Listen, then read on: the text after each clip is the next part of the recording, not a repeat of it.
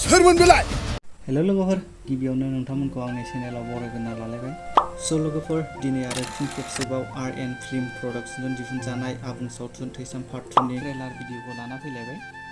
स' लोगोफोर नायलांदो। आरो नोंथांमोनाथ' मिथिखायो बिथां रबि नार्जारीनि फिल्मफोरा हिट जायो आरो बिथाङा बे सावथुनखौ 30 आगस्तआव माखासे सिनेमा हलफोराव देखायगोन। क'क्राझार, बङाइगाव, बिश्वनाथ, इटानगर, टंला, रङिया, मंगलदै, गुवाहाटि। जाय बिथांमोना नायनो एक्साइटेड जानानै दं बिथांमोना नायहैनो हासिगोन आरो बिथाङा सेप्तेम्बराव अफलाइन मार्केटआव हगारनो थाखाय खोथा होबाय। स' लोगोफोर, अब्ला गोबाव खालामला ट्रेलार भिडिअखौ नायना लाग्रोदो।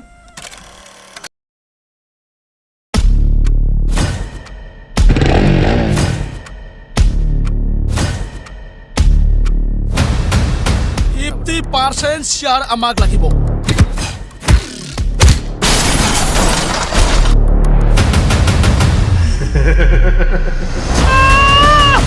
सोरमोन बेलाय? जोंनि टेन्डारा केन्सेल जाबाय।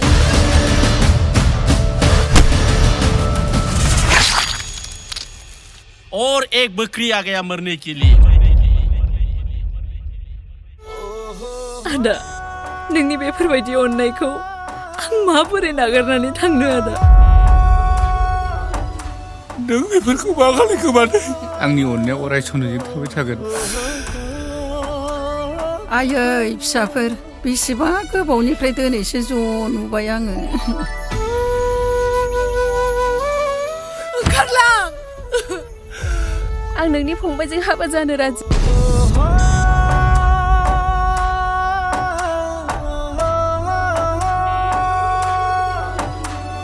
आंनिनो गोरोन्थि जाबायब्ला बिदा होननानै निमाहा होदो। आदा, आं मिथिगौ नों आंनि खाथियावनो दङ। बे इटानगर ओनसोलाव बे रुबुलजों फेर फाथिनानै रावनिबो खिबुआव दम गैयाब्रा।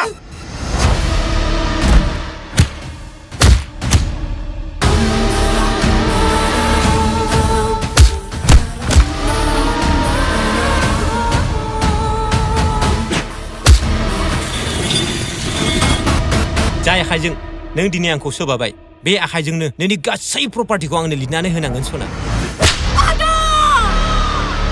आरो बेफोरबायदिब्लासो गामियाव थाना खोथाहैनांगोन, नङा होमब्ला?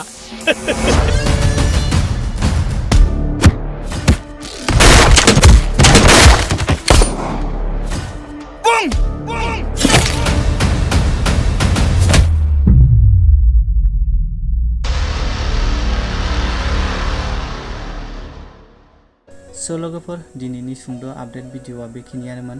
जुदि नोंथांमोना भिडिअखौ नायनानै मोजां मोनदोंब्ला लाइक आरो साबस्क्राइब खालामना होदो आरो बेबादिनो नोंथांमोननि सेराव गोदान भिडिअ लाबोबाय थागोन। आरो नायनानै माबादि मोनखो कमेन्ट खालामनो दाबाव लोगोफोर।